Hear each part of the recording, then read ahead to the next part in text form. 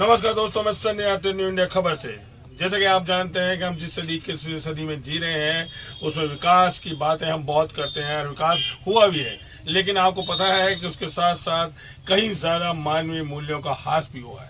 ऐसा ही मेरे साथ प्रकरण है। मैं अभी गोपाल जी के रास्ते जौहर बाजार चौरास्ता से मुड़ता है, वहां पे खड़ा हूं और मेरे साथ हैं नरेश अग्रवाल। नरेश अग्रवाल जी, आपको ने बताया था जैसे ऑफ द रिकॉर्ड की आपके बहनोई ने आपकी माता जी की जो वसीयत है झूठी वसीयत बना दी। क्या प्रकरण है और कौन से थाने में मामला दर्ज कराया था और अब क्या स्टेटस, उसके बाद थोड़ी जानकारी दें दर्शकों को। हमने बनीपार थाने में प्रकरण दर्ज करवाया था और उन्होंने अपने प्रभाव से, प्रभुत्व से उस पर एफआईआर लगवा दी थी। फिर माननीय न्यायालय में हमने गुहार लगाई, वहाँ से हमारी एफआईआर खुली है और उस एफआईआर को खुले हुए आज 1.5 साल हो गए हैं और अभी तक उस पर कोई कार्रवाई नहीं हुई। तो कल इस सिलसिले में हम कमिश्नर कार्यालय गए थे, वहाँ हम हमारा उनसे प्रार्थना पत्र दे के आए हैं कि साहब बनीपार वाले हम पे ध्यान नहीं दे रहे हैं, आप कृपया ध्यान दीजिए। कमिश्नर में आपकी किससे बात होती है? एडिशनल सीपी से जैसे बता रहे थे आप? हाँ, राजदीप सर से। कौन राजदीप सर? लेकिन ये बताओ, सबसे पहले एफआईआर दर्ज कहाँ हुई थी, कौन थाने में, कौन सन की बात है? बनीपार थाने में कराई थी। अच्छा, बनीपार थाने में 2022 में। 22 में। तो कुछ दिनों बाद मैं बनीपार थाने ने एफआईआर लगा दी थी। अब उस एफआईआर को आपने सामने देखो, एफआईआर को आपने कोर्ट से खुलवाया था। अब क्या स्टेटस उसमें?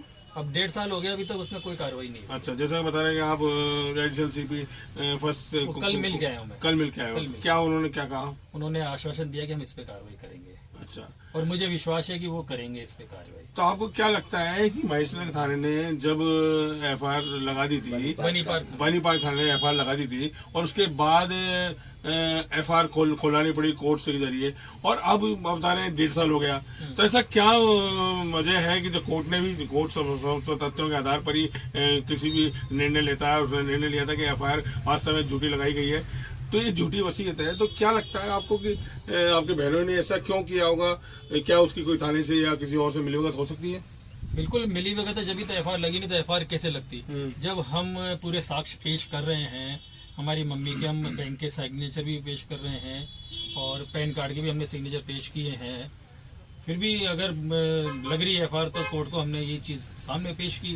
कोर्ट को हमने विनती करी, देखिए साहब ये, कोर्ट ने उसको सुना, समझा, कोर्ट ने वापस उनको आदेश दिया है रीओपन का।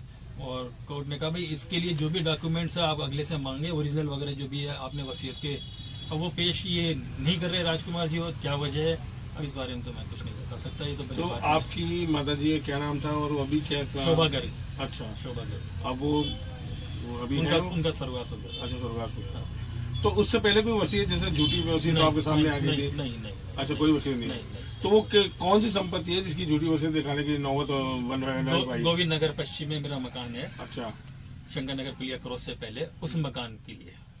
देखा दोस्तों, हमने जिससे बताया था कि मानवीय मूल्यों का ह्रास हुआ है, इन्हीं की सगी बहन है, माँ जाई बहन है और उनके बहनों ने जो जिस तरह बता रहे हैं झूठी वसीयत भेजी, क्योंकि मामला कोर्ट में है और कोर्ट ने भी यही निर्णय लिया कि बनीपार थाने ने संबंधित थाने जो उस वक्त अधिकारी थे वहाँ उस समय के आला अधिकारी पुलिस के, उन्होंने एफआईआर लगा दी थी। लेकिन कोर्ट ने माना है कि जब दस्तावेजों को पूरी, यानी कि कहीं त्रुटि हुई है या कोई जैसे बता रहे हैं शक हो रहा है इनको कि मिलीभगत हो सकती है, तो जो भी कारण है उसके बाद एफआईआर लग गई है। अब समझ से परे है कि भाई 1.5 साल होने के आया और अब तक उस ना ऑफिशियल रिपोर्ट भी नहीं है अभी तक एफएसएल के लिए भेजी नहीं उन लोगों ने। अच्छा, वो मुझसे कहते हैं कि आप ढूंढ के लाओ ओरिजिनल वसीयतें वगैरह, वो मैं कहाँ से लाऊं ढूंढ करके ओरिजिनल वसीयतें? वो तो जिन्होंने करवाई है ओरिजिनल वसीयत, ये तो वही देंगे ना। ये कार्य राजकुमार जी से उनको मांगना चाहिए, अब उनसे मांगना चाहिए। अब उनसे वो क्यों नहीं मांग रहे हैं या क्या वजह है? कल हम कमिश्नरेट जाके आए और शाम को यहाँ हमारे से झगड़ा कर लिया। अच्छा, कल यहाँ, कल की तारीख है 27 तारीख को? हाँ, कल शाम को 5 बजे मैं मेरे फटाफट गोविंद के लिए जा रहा था, गोविंद के दर्शनों के लिए। मैं पिछले कुछ टाइम से इधर से जब मेरे 1-2 मित्र बुलाते हैं तो मैं चला जाता हूँ, नहीं तो मैं इस रास्ते से आता जाता भी नहीं हूँ। इसलिए नहीं आता हूँ कि मेरा मन दुखता है, कभी वो दिखता है तो मेरे को अपशब्द बोलते हैं। अच्छा, उनके आपके जो बहनों ही है राजकुमार गोयल, और कौन कौन थे इसमें? हाँ, उनकी दुकान आ गई है। अच्छा, तो वो यही व्यापार करते हैं? हाँ, आरके बैग्स के नाम से उनकी दुकान है। अच्छा, तो उन्होंने मारपीट करी? तो वो जो जिस लड़के को उन्होंने 5-6 लड़के हमारे घर भेजे थे करीब 2 साल पहले। अच्छा, गुंडागर्दी करने के लिए। तो उसकी हमने बजाजनगर थाने में हमने रिपोर्ट दर्ज कराई है। उसका प्रकरण न्यायालय में विचाराधीन चल रहा है। तो उसी लड़के ने, जब मैं जा रहा था तो वो उधर से आया, उसने मुझे कुछ ऐसा चुपता हुआ शब्द उसने मुझे मेरे परिवार के बारे में बोला कि मैं सहन नहीं कर पाया।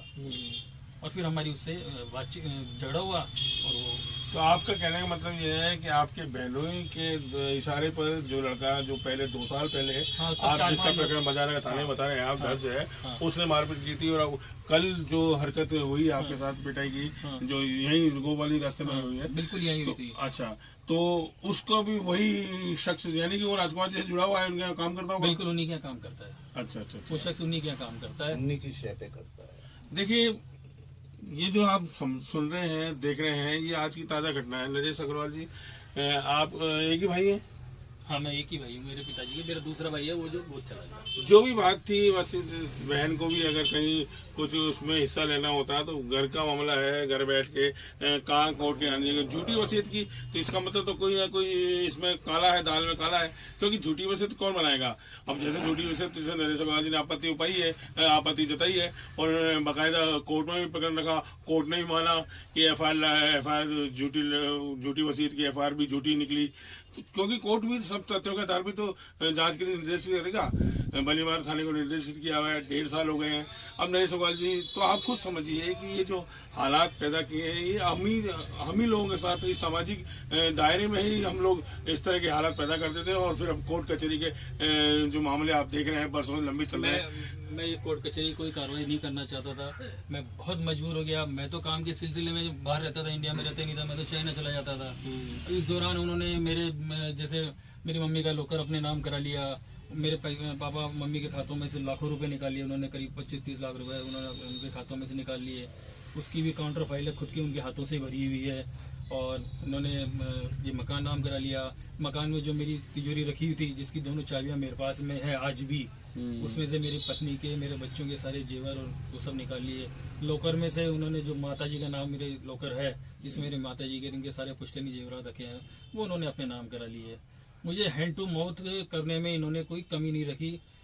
तो ऐसा क्या लगता है कि उन छल कपट किस तरह आया, क्यों इस तरह करते? समझ से पहले तो उन्होंने मुझ पे इल्जाम लगाया कि साहब आप हमारे व्यापार में लापरवाही रख रहे हैं।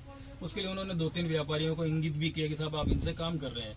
तो आप उनके साथ क्या पार्टनरशिप में थे या कोई? हाँ, हमारा उनके साथ में चाइना में संभालता था। अच्छा, इंडिया वो संभालते थे। ओके। तो सारा अकाउंट सारे उनके हाथ में रहते थे। उन्होंने खुद ने कबूल किया हमारे फैमिली में, हमारे सामने, कि इन्होंने हमारे साथ बेईमानी नहीं करी, पर इन्होंने दूसरों को माल सप्लाई करके हमें अच्छा माल सप्लाई नहीं किया। तो उन्होंने उसके लिए 2-3 व्यापारियों से बात भी करी। उन्होंने भी कहा हमारा इस व्यक्ति से कोई संबंध नहीं है, ये निर्दोष है।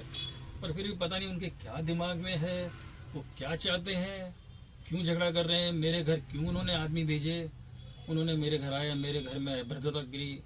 ये शोभायमान बात नहीं है। हम देखिए, अब मामला कोर्ट में है, जो कोर्ट और न्यायालय, जो न्यायाधीश होते हैं, वो न्यायमूर्ति माननीय कोर्ट सब चीजों का निर्णय कर देगी। हम आपस में इस तरह की हरकतें, मार पिटाई, लड़ाई झगड़े, चलो ऐसी कोई बात होती थी घर में बैठ के बात की जा सकती थी, लेकिन जो अब मामला कोर्ट तक पहुंच गया है, जैसे बताया कि इनके देहनोई राजकुमार गोयल और कुछ साथी थे जो पहले शुरू में व्यापार था, इनके साथ कोई नहीं, व्यापार में ऊँच नीच चलती रहती है, लेकिन इस तरह की हरकत करना तो हमारी समझ से परे है। लेकिन जो सत्य है वही हम आपको बता रहे हैं।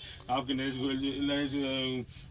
अग्रवाल जी ने खुद अपनी जुबानी बताया है कि हैंड टू माउथ करने में इनको कोई कसर नहीं छोड़ी गई।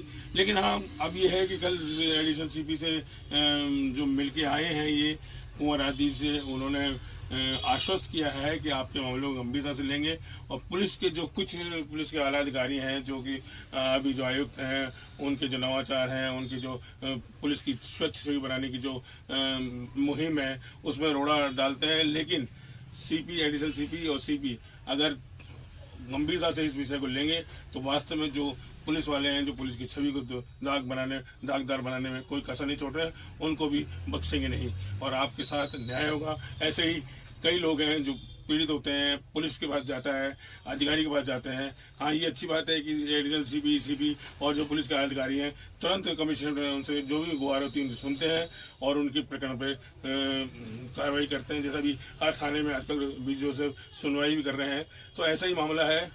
हम तो उम्मीद ही करते हैं कि पुलिस के आला अफसर हैं जो कि वास्तव में अब तक उन्होंने अच्छा काम किया है, हमने भी देखा है मीडिया के जरिए। तो नरेश अग्रवाल जी के साथ जो भी घटना घटी है उसको गंभीरता से लेंगे और जो सच्चाई है वो सबके सामने प्रस्तुत